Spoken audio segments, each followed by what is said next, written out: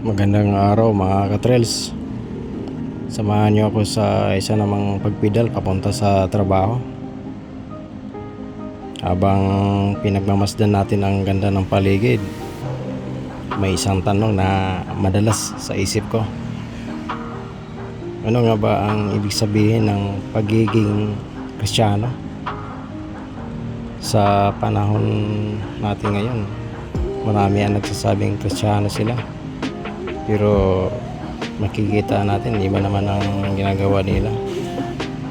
Sabi sa Biblia sa Gawa 11 verse 26, ang Kristiyano ay alagad.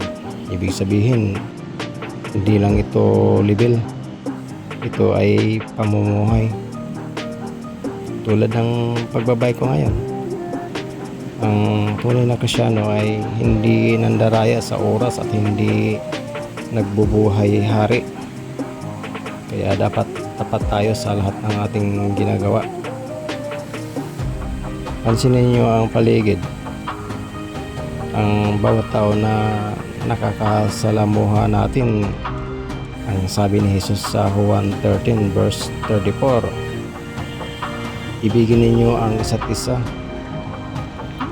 Ang pagiging Kristiyano ay pagpapakita ng malasakit at pagiging mabait, lalo na sa mga nahihirapan. Hindi tayo perpekto, pero bawat pidal natin araw-araw ay dapat patungo sa pagtulad kay Kristo. Salamat sa pagsama sa akin sa munting journey na ito. Huwag kalimutang bisitahin ang gw.org para sa mas malalim na sagot mula sa Biblia. Right, po ang lahat.